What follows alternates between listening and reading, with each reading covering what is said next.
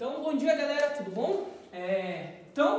Hoje nós vamos falar sobre os tipos de reprodução. O que a gente tem que lembrar antes da gente falar sobre cada um dos tipos de reprodução?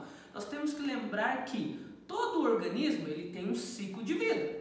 Nascer, crescer, se reproduzir, que é o mais importante, né? Todos os organismos que a gente tem no planeta Terra, independente do reino, seja o reino fúngio, o reino plantae, o reino monera, qualquer reino que a gente já falou nas outras aulas, o foco deles sempre será a reprodução. Vou citar alguns exemplos. Por que passarinhos são mais coloridos? Para chamar a atenção de quem? Chamar a atenção da fêmea. Para que ele quer chamar a atenção da fêmea? Para conseguir se reproduzir. Por que o leão, por exemplo, ele tem uma juba volumosa, né? Porque ele quer impor respeito no ambiente onde ele vai estar. Por que ele quer fazer isso? Porque ele tem que parecer ser robusto para proteger as fêmeas. Quanto mais bonito é a juba do leão, quanto maior, mais fêmeas ele vai ter. Para que ele quer fêmeas? Para se reproduzir. E isso acontece, né, pessoal, com a grande maioria dos organismos que a gente tem no planeta Terra. Sabendo disso, então, né, crescer, se reproduzir, né, como eu tinha falado, e por último, morrer. Na reprodução, então, pessoal, nós temos dois tipos de reprodução, que é a reprodução sexuada e a reprodução assexuada, né? A sexuada, pessoal, ocorre pela fusão de gametas. O que são os gametas? Óvulo por parte da mulher, espermatozoide por parte do homem. Ou seja, se eu tenho óvulo e espermatozoide nessa fusão, eu vou ter mistura de algum tipo de DNA, né? É isso que caracteriza uma reprodução sexuada. E eu tenho uma variabilidade genética. Para que serve a variabilidade genética?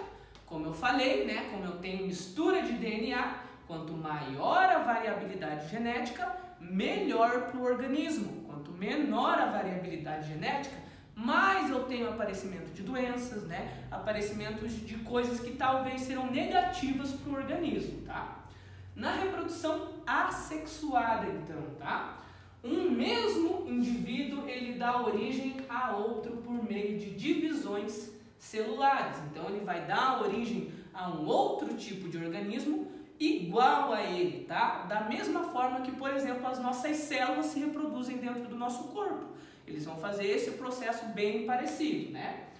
E geralmente são iguais ao progenitor. Então, se ele se reproduz de forma que eu não tenho mistura de DNA, esse indivíduo ele vai ser idêntico ao pai ou à mãe, né? Independente de quem for, quem dá origem a ele, tá? Sabendo disso, a gente tem lá então na reprodução sexuada dois tipos de reprodução.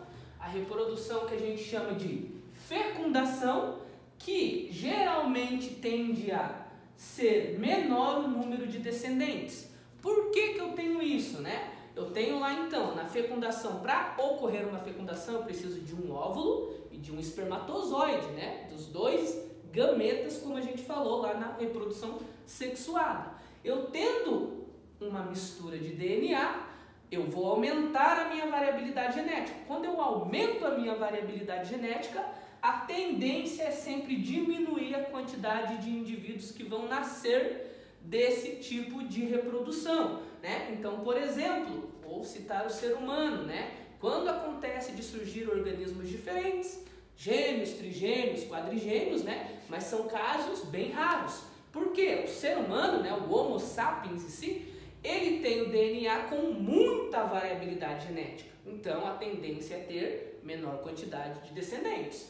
No caso, por exemplo, das bactérias, né, que a gente vai falar logo mais, elas são idênticas. Então, a quantidade de organismos que ela consegue gerar é muito maior do que no caso da fecundação, tá?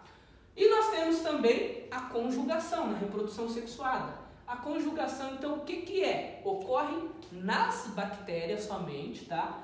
E essa conjugação, ela é a transferência de genes entre bactérias. Por exemplo, tem uma bactéria aqui que a gente pode nomear ela de bactéria 1 e aqui a bactéria 2, com DNAs diferentes, dependendo do local onde elas estiverem. Por exemplo, no esgoto, num lixo, né? né? Elas vão estar interagindo entre elas. E a bactéria 1, que tem um tipo de DNA, e a bactéria 2, que tem outro tipo de DNA, elas vão fazer a troca de pedaços ou partes do DNA. Aonde a bactéria 1 vai ter uma parte do DNA da bactéria 2 e vice-versa em algumas vezes, né? Qual que é o problema disso? Por exemplo, essa bactéria aqui, ela tem uma resistência a um certo tipo de medicamento. E essa 2 aqui também tem uma resistência a um certo tipo de medicamento.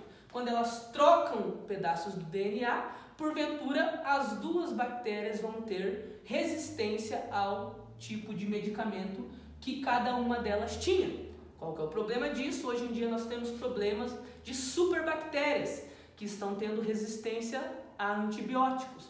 Quando eu tenho troca de DNA, elas vão ser mais resistentes a antibióticos. Antibióticos, então, né, são feitos para matar as bactérias. Se eu tenho uma bactéria que é resistente a um determinado tipo de antibiótico, é mais difícil de matá-las, né? Então, esse é o problema desse tipo de reprodução para a gente, né? Que afeta os seres humanos, que muitas vezes têm infecções bacterianas.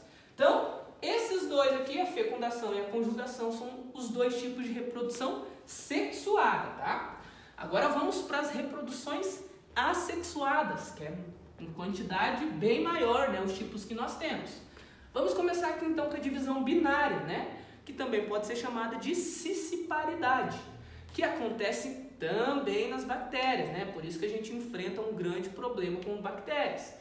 Como que acontece a divisão binária? Tenho lá uma bactéria, qualquer, que pode ser qualquer tipo de bactéria, e ela vai fazer um processo muito parecido com o que acontece nas nossas células, né? Que é o que? Eu tenho uma bactéria, ela vai conseguir se multiplicar, né? Uma bactéria vai gerar outra bactéria totalmente idêntica a ela, e essas duas vão virar 4 e assim consecutivamente, tá? Então elas se reproduzem em larga escala em um curto período de tempo. Bem diferente lá do que a gente falou lá, né, da fecundação, que tem menor quantidade de indivíduos, porém em um tempo muito maior. As bactérias é ao contrário, se reproduzem muito maior quantidade em menor tempo. Depois nós temos o brotamento, né, que pode acontecer tanto no reino plantae quanto no reino animalia, né? Nesse caso aqui a gente fez uma hidra, né, que faz parte de um dos reinos que eu falei. No caso do brotamento, eu tenho lá, né, um indivíduo que ele vai ter um crescimento de um broto, né, aqui.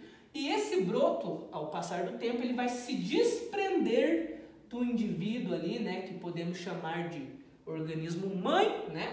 E a gente tem ali, então, esse organismo saindo, né, caindo em um solo fértil e conseguindo, né, completar o seu ciclo de vida normalmente, vai crescer, vai repetir esse ciclo, tá?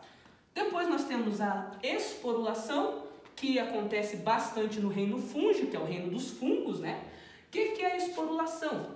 A gente tem células, né, que a gente chama de células germinativas, que são chamadas de esporos no cogumelo, né?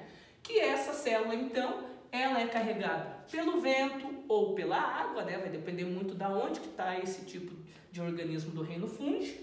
E quando esse esporo ele sai ali, né, do organismo que já está adulto e ele acha um solo fértil, ele consegue se reproduzir e completar seu ciclo de vida sem que haja, né, a fusão ali de gametas. A gente não tem DNA envolvido também nesse caso. Achando um local propício para conseguir completar seu ciclo de vida, a gente tem lá então, né, um organismo crescendo normalmente. Depois temos a fragmentação. Na fragmentação, um organismo, por exemplo, a planária, né, esse organismo aqui que eu coloquei é a planária.